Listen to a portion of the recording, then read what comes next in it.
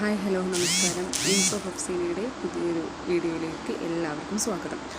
അപ്പോൾ ഞാൻ ഇന്നത്തെ ഒരു വീഡിയോ കൊണ്ട് ഉദ്ദേശിക്കുന്നത് UPSC റിലേറ്റഡ് ആയിട്ടുള്ള ഒരു വീഡിയോ തന്നെയാണ്. UPSC റിലേറ്റഡ് എന്ന് പറയുമ്പോൾ നമ്മുടെ എക്സാമിന് ഇനി ഏകദേശം ഒരു 5 മാസം അതായത് മെയ് 25-ാം തീയതിയാണ്. പൊതുവെ UPSC 25, 26 അങ്ങനെ ഡേറ്റ് അനുസരിച്ചിട്ട് അങ്ങനെ മാറാറുണ്ട്, അതായത് ഡേറ്റ് അനുസരിച്ചിട്ട് മാറാറുണ്ട്. അപ്പോൾ ഏകദേശം ആ ഒരു സമയങ്ങളിലായിട്ടാണ് നമ്മുടെ UPSC എക്സാമിനേഷൻസ്, അതായത് UPSC എക്സാമിനേഷൻസ് എന്തിനു വേണ്ടിയിട്ടാണ് നമ്മുടെ IAS, IFS അതുപോലെ IPS തുടങ്ങിയ ഗ്ലാമറസ് ആയിട്ടുള്ള ഒരുപാട് ഗവൺമെൻറ് ജോബുകൾക്ക് വേണ്ടിയിട്ടുള്ള നമുക്കറിയുന്ന പോലെ തന്നെ അത് ആ പൊസിഷനിലോട്ട് അതുകൂടാണ്ട് ഇഷ്ടംപോലെ വേറെ ഉണ്ടായിരക്കണക്കിന് വേക്കൻസികൾ വരാറുണ്ട്. അതിലോട്ടുള്ള വേക്കൻസി ഫിൽ ചെയ്യാനായിട്ട് എല്ലാ വർഷവും UPSC ബോർഡ് കണ്ടക്ട് ചെയ്യുന്ന ഒരു സിവിൽ സർവീസ് എക്സാമിനേഷനാണ് UPSC. അതെന്നാണ് നമുക്കറിയാം ഈ IAS പോലെയുള്ള വലിയ വലിയ പോസ്റ്റുകളിലോട്ടൊക്കെ നമ്മൾ തിരഞ്ഞെടുക്കുന്നത്.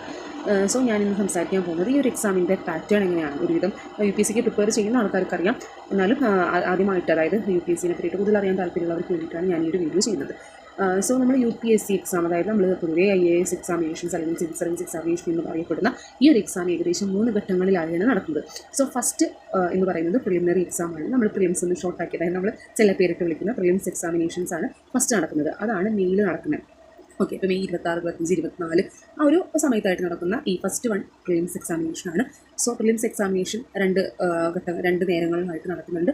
ഒന്ന് general paper, GS paper first രാവിലെ നടക്കാറുണ്ട്. അതായത് നമ്മുടെ ജനറൽ നോളജ് അതിൽ വരുന്നത് നമ്മുടെ കറണ്ട് അഫയേഴ്സ് ഉണ്ടാവും, പൊളിറ്റിക്സ്, ഹിസ്റ്ററി, എക്കണോമിക്സ്, അങ്ങനെയുള്ള നമ്മുടെ ജനറൽ ആയിട്ടുള്ള സബ്ജക്റ്റുകളുമായി ബന്ധപ്പെട്ട എക്കണോമിക്സ്, ജോഗ്രഫി അതൊക്കെ റിലേറ്റഡ് ആയിട്ടുള്ള ക്വസ്റ്റ്യൻസ് ആയിരിക്കും രാവിലത്തെ, അതായത് ഫസ്റ്റ് സെഷനിൽ ഉണ്ടാവും. സോ 100 ക്വസ്റ്റ്യൻസ് ഉണ്ടായിരിക്കും. 100 ക്വസ്റ്റ്യൻസിന് ഏകദേശം 2 മാർക്ക് വെച്ചിട്ട് 200ഓളം മാർക്കിന് വേണ്ടിയിട്ടായിരിക്കും ക്വസ്റ്റ്യൻസ് ഉണ്ടാവുക. അതിൻ്റെ കട്ട് ഓഫ് മിക്കവാറും 50% താഴെയായിരിക്കും വരുന്നത്. അതായത് കട്ട് ഓഫ് എന്ന് പറഞ്ഞാൽ 50%, അതായത് ഏകദേശം ഒരു 80 മാർക്ക്, അതായത് ഒരു 100-നൊന്നും ഈ അടുത്ത കാലത്ത് കടന്നിട്ടില്ല. ഏകദേശം ഒരു 75-ന് മേലെ, എന്നാൽ ഒരു 90, 95 ആ ഒരു റേഞ്ചിലായിരിക്കും എപ്പോഴും കട്ട് ഓഫ്. 200-ൽ അത്രയും മാർക്ക് വാങ്ങിയാൽ തന്നെ നമുക്ക് എന്താണ് ആ ഒരു കടമ്പ ക്ലിയർ ചെയ്യാനായിട്ട് പറ്റും. പിന്നെ ആ ഒരു കടമ്പ ക്ലിയർ അതായത് നമുക്ക് ആ ഒരു രാവിലത്തെ എക്സാം, അതായത് നമ്മുടെ ജനറൽ പേപ്പർ ഉണ്ടല്ലോ, അതിനാണ് ഞാൻ ഈ പറയുന്ന മാർക്ക് വേണ്ടത്. പക്ഷേ ആ ഒരു പേപ്പർ നോക്കണമെങ്കിൽ, അതായത് ഈ ഒരു GS പേപ്പർ നോക്കണമെങ്കിൽ നമ്മൾ ഉച്ചയ്ക്ക് അറ്റൻഡ് ചെയ്യാൻ പോകുന്ന CSAT പേപ്പറിൽ നമ്മൾ എന്താണ്, അതൊരു ക്വാളിഫയിങ് പേപ്പറാണ്. അതിന് നമ്മൾ ഏകദേശം ഒരു 33% മാർക്ക്, അതായത് ഏകദേശം ഒരു 65 ആ ഒരു മാർക്ക്, 200 തന്നെയാണ് എക്സാം. പക്ഷേ 80 ക്വസ്റ്റ്യൻസ് ഉണ്ടാവുള്ളൂ. 80 ക്വസ്റ്റ്യൻസിൽ നമുക്ക് ഏകദേശം ഒരു 2.25 ആ ഒരു മാർക്കിൻ്റെ അടിസ്ഥാനത്തിൽ നമ്മുടെ നമ്മളിപ്പോൾ സാധാരണ PSCക്കൊക്കെ കണ്ടിട്ടില്ല, PSCയുടെ പോലെ അല്ലേ ഉണ്ടാവുക. അതായത് PSC നമ്മുടെ മാത്സ്, ജനറൽ നോളേജ് അല്ല, മറ്റേ റീസണിങ്, പിന്നെ അതുപോലെ തന്നെ എന്താണ് അരിതമെറ്റിക്, മാത്സ്, അങ്ങനെയുള്ള കാര്യങ്ങൾ, കോംപ്രഹെൻസീവ് ആയിട്ടുള്ള പാരഗ്രാഫ് ക്വസ്റ്റ്യൻസ്, ഇംഗ്ലീഷിൽ കോംപ്രഹെൻസീവ് ആയിട്ട് മെയിനായിട്ട്, അല്ലാണ്ട് നമ്മുടെ ഗ്രാമർ പാർട്ടൊന്നും പൊതുവെ ചോദിക്കാറില്ല. അങ്ങനെയുള്ള ക്വസ്റ്റ്യൻസും കൂടിയതാണ് നമ്മൾ ഈ CSAT എന്ന് പറയുന്ന ഭാഗം. ഈ CSAT എന്ന് പറയുന്നത് നമ്മൾ എന്താണ് പാസ്സായ അല്ലെങ്കിൽ ക്വാളിഫൈ ചെയ്താൽ മാത്രമാണ് നമ്മുടെ രാവിലത്തെ ഈ പറയുന്ന, അതായത് നമ്മുടെ GS, അതായത് ജനറൽ സബ്ജക്റ്റിൻ്റെ പേപ്പർ നോക്കുള്ളൂ. പക്ഷേ നമ്മുടെ റിസൾട്ട് പ്രഖ്യാപിക്കുന്നത് എപ്പോഴും എന്താണ്, ഈ ജനറൽ പേപ്പറിൻ്റെ മാർക്കിൻ്റെ അടിസ്ഥാനത്തിലായിരിക്കും നമ്മൾ പ്രിലിംസിനെ ക്വാളിഫൈ ആയോ ഇല്ലേ എന്നുള്ളത്, അല്ലെങ്കിൽ പ്രിലിംസ് നമ്മൾ ക്ലിയർ ആയോ അല്ലേ എന്നുള്ളത് തീരുമാനിക്കുന്നത് ഫസ്റ്റത്തെ GS പേപ്പറിൻ്റെയാണ്. പക്ഷേ എന്ന് വെച്ചിട്ട് നമ്മൾ അതുകൊണ്ട് സെക്കൻഡ് പേപ്പർ നമ്മൾ നിസ്സാരമായിട്ട് കാണരുത്. സെക്കൻഡ് പേപ്പർ ക്വാളിഫൈ ചെയ്താൽ മാത്രമേ എന്താണ് നമുക്ക് നമ്മുടെ ഫസ്റ്റ് പേപ്പർ നോക്കുള്ളൂ. സോ അതാണ് പ്രിലിംസിനെ പറ്റി പറയാനുള്ളത്. ഇനി ഡീറ്റെയിൽ ആയിട്ട് ഞാൻ സിലബസിനെ പറ്റിയിട്ടൊക്കെ ഒരു വീഡിയോ ചെയ്യാം. അതിനുശേഷം നമ്മൾ പ്രിലിംസ് എക്സാമിനേഷൻ കഴിഞ്ഞ് നമ്മൾ പ്രിലിംസിനൊക്കെ ഈ പറയുന്ന മാർക്കൊക്കെ വാങ്ങി ക്ലിയർ ചെയ്താലാണ് നമ്മുടെ നെക്സ്റ്റ് ആയിട്ടുള്ള മെയിൻസ് എക്സാമിനേഷൻ നടക്കുന്നത്.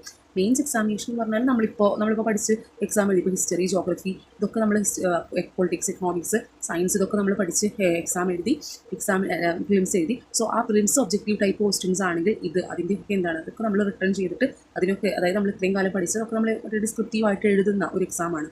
സോ ഇതിൻ്റെ ഒരു വേറെ പ്രത്യേകത എന്താണെന്ന് പറഞ്ഞാൽ, ഇതിൻ്റെ കൂടെ നമ്മൾ ചിലപ്പോൾ നമുക്ക് ഇഷ്ടമുള്ള ഒരു സബ്ജക്റ്റ്, നമുക്ക് ഒരുപാട് സബ്ജക്റ്റുകൾ അവൈലബിൾ ആണ്.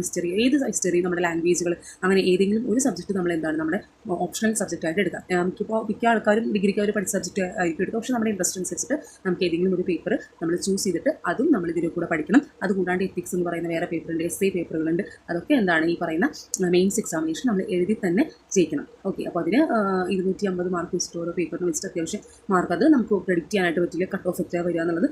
അപ്പോൾ അങ്ങനെയാണ് അതിൻ്റെ. അത് കൂടാണ്ട് അതിനും ഈ പറയുന്ന പോലെ ക്വാളിഫയിങ് പേപ്പർ ഉണ്ട്.